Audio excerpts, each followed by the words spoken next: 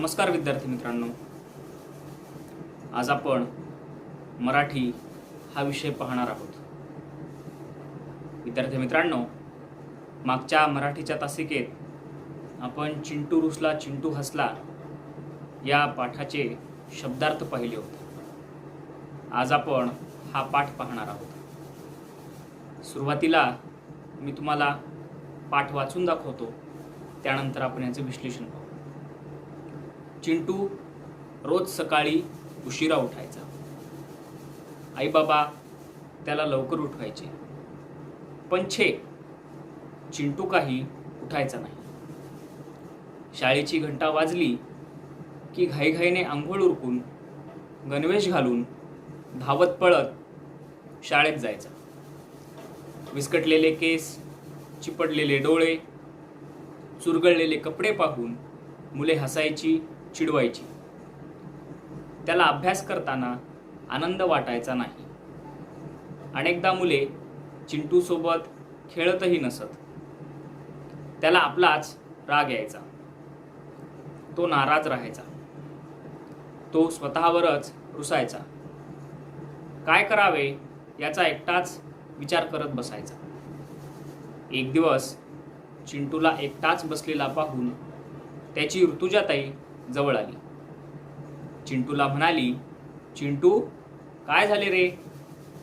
चिंटू म्हणाला, बघ ना, माझ्याशी कोणी बोलत नाही, खेळत नाही. मला खूप वाईट वाटते. अरे एवढेच ना?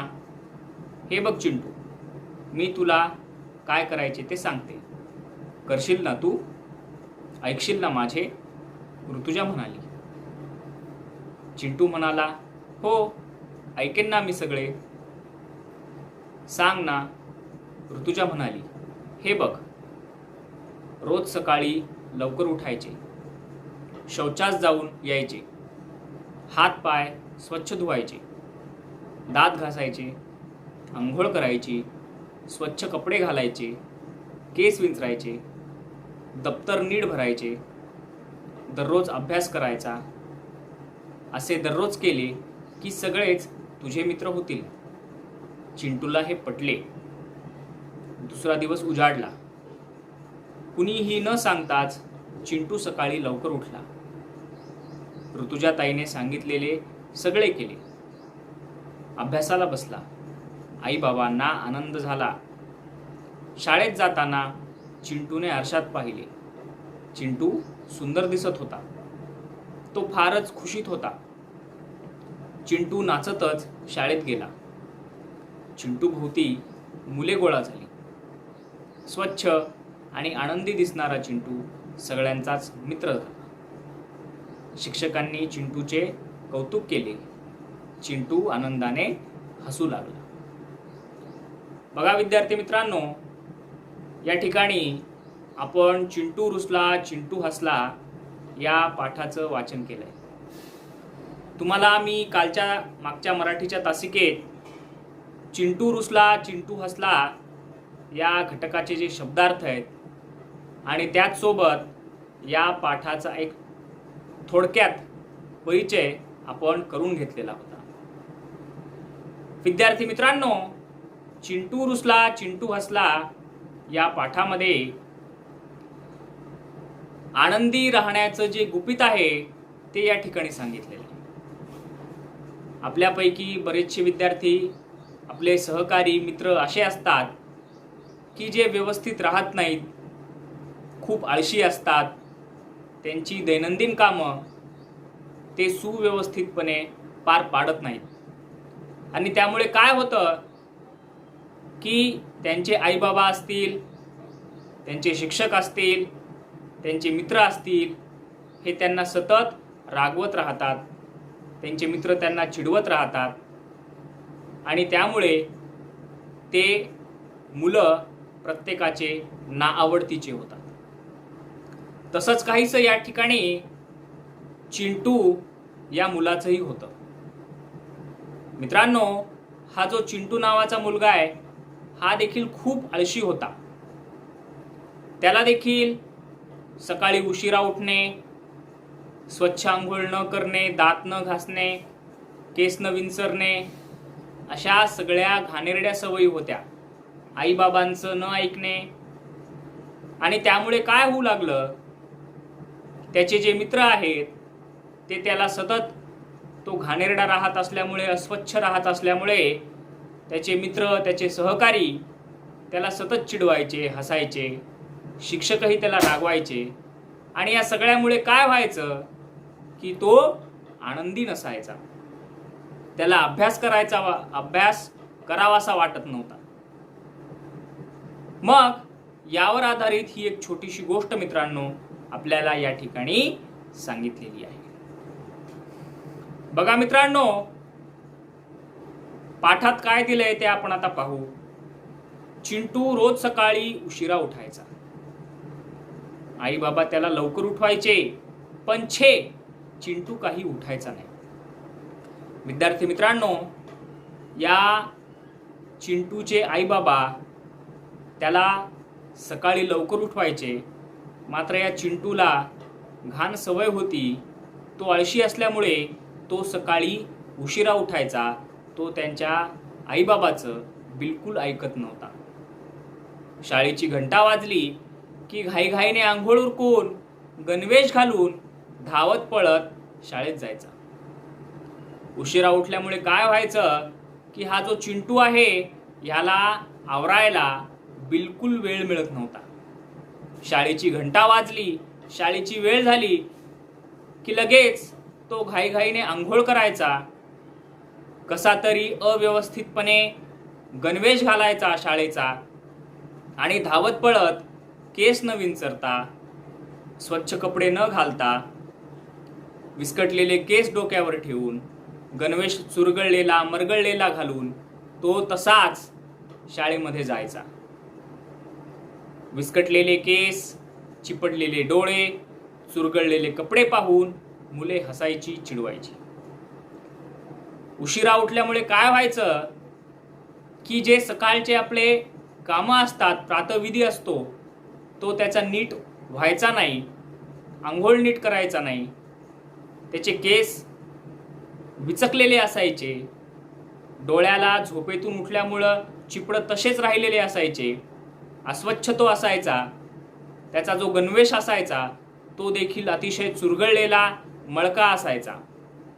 आणि त्यामुळे त्याचे जे सहकारी होते, त्याचे जे मित्र होते, वर्गमित्र होते, ते त्याला हसायचे, चिडवायचे. त्याला अभ्यास करताना आनंद वाटायचा नाही. अनेकदा मुले चिंटू सोबत खेळतही नसत. मित्रांनो, ह्या सगळ्या घाण सवयीमुळे त्याचं मन देखील आनंदी नसायचं. त्याला अभ्यासाचा देखील कंटाळा यायचा आणि खेळायचा देखील कंटाळा यायचा.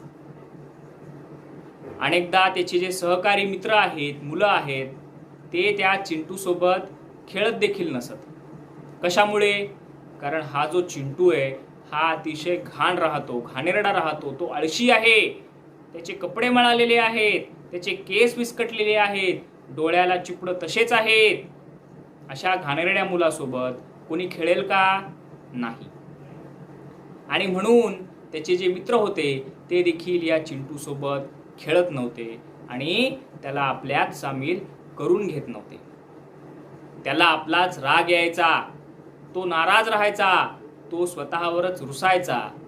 काय करावे याचा एकटाच विचार करत बसायचा. बघा मित्रांनो, चिंटू आळशी आहे. आळशी असल्यामुळे सकाळी उशिरा उठल्यामुळे काय व्हायचं तर शाळेची एकीकडे घंटा वाजायची आणि उशिरा उठल्यामुळे त्याची आंघोळ नीट व्हायची नाही, दात घासणं नीट व्हायचं नाही, सकाळचे जे प्रातःविधी असतात ते तो पूर्ण करायचा नाही, तशीच आंघोळ करणे, तसंच अस्वच्छ कपडे घालणे, चुरगळलेले मळलेले कपडे घालणे, बरोबर केस न विंचरणे, ह्या सगळ्या वाईट गोष्टींमुळे, या वाईट सवयींमुळे काय झालं की त्याला त्याचे मित्र देखील चिडवत असत. आणि मित्र चिडवत होते. मित्र त्याला खेळातही घेत नव्हते, आपल्यासोबत खेळायलाही घेत नव्हते आणि त्यामुळे त्याला स्वतःचा राग यायचा. अभ्यासात देखील त्याचं मन रमत नव्हतं. आणि मग काय करावं याचा तो एकटाच विचार करत बसायचा. असं काय आहे ज्यामुळे माझ्या या सगळ्या सवयी बदलतील, मला सगळे मुलं आपल्यामध्ये खेळायला घेतील, मला अभ्यासाचा कंटाळा येणार नाही, अभ्यासात माझं मन रमेल, असा तो सतत विचार करायचा. आणि म्हणून तो स्वतःवर त्यासाठी रुसायचा की मी काय केलं पाहिजे याचा तो शोध घेण्याचा प्रयत्न करत होता. एकटाच विचार तो करत बसायचा की असं काय माझ्याकडून चूक होतीये की ज्यामुळे मला माझे मित्रच खेळायला बोलवत नाहीत, माझं मन अभ्यासात रमत नाही, माझे आई बाबा मला शिव्या देतात, मला माझे आई बाबा रागवतात, माझे शिक्षक देखील मला रागवतात, असं माझ्याकडून काय चूक होतंय याचा तो सतत एकटाच विचार करत बसायचा. एक दिवस चिंटूला एकटाच बसलेला पाहून त्याची ऋतुजाताई जवळ आली.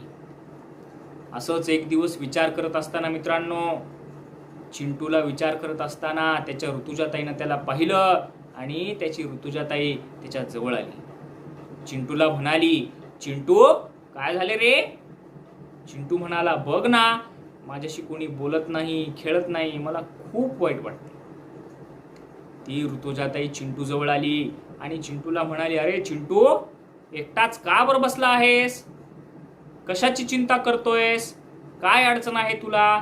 असं त्या ऋतुजाताईनं चिंटूला विचारलं. आणि चिंटू म्हणाला, बघ ना ताई, माझ्याशी कोणी बोलत नाही, मला कोणी खेळायला घेत नाही, माझा अभ्यासात मन रमत नाही, मला आई बाबा रागवतात, माझे शिक्षक रागवतात, मी एकटा झालो आहे, काय करू, मला तू तरी सांग.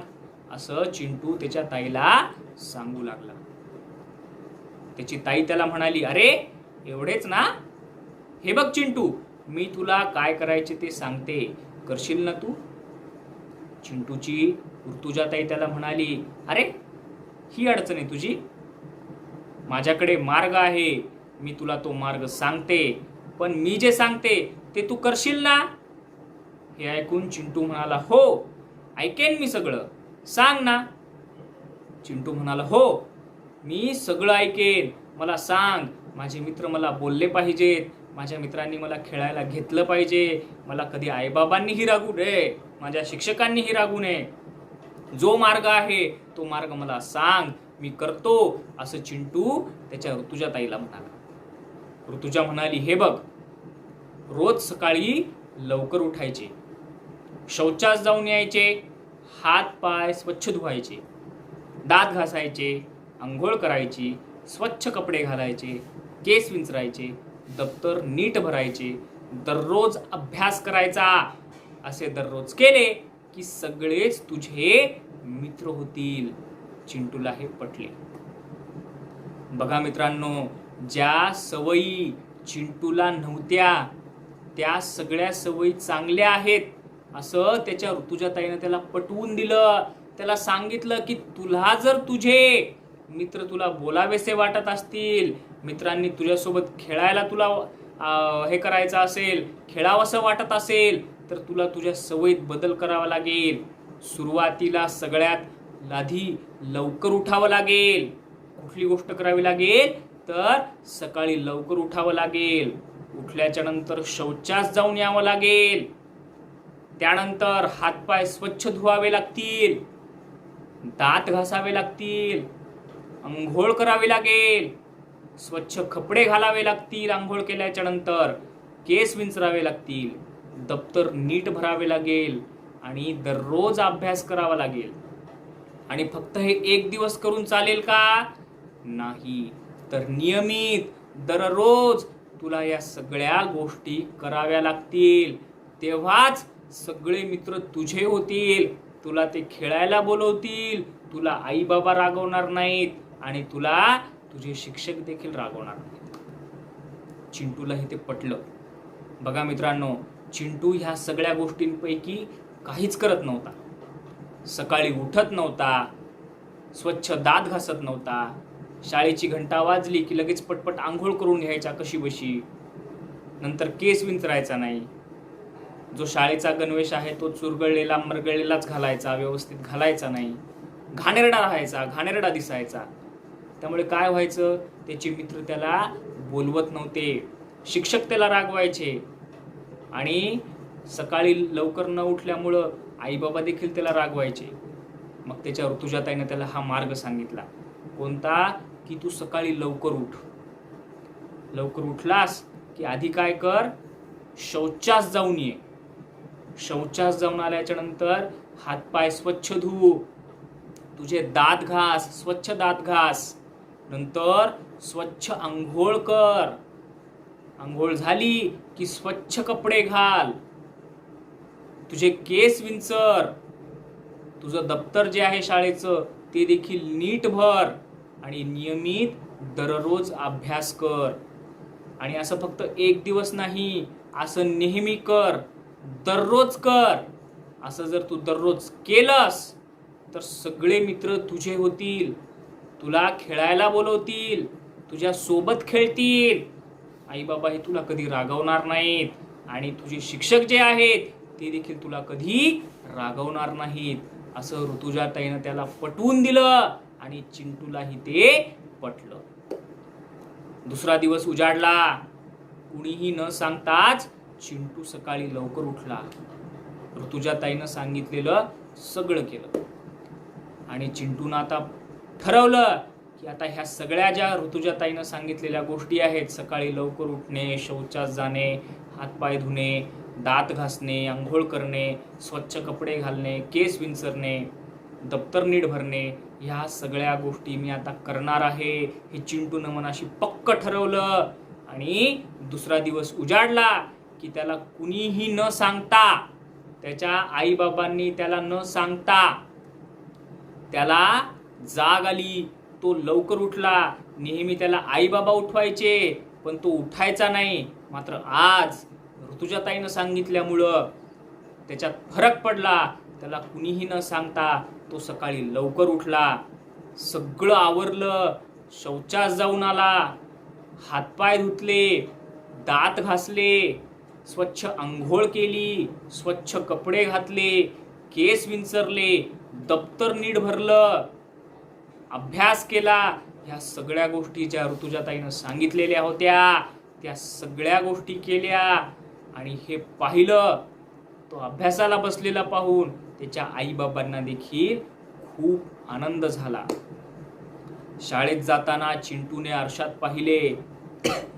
चिंटू सुंदर दिसत होता. तो फारच खुशीत होता. आणि अभ्यास झाल्याच्या नंतर तो शाळेत जाण्यासाठी निघाला. त्यावेळी त्याने आरशात पाहिलं.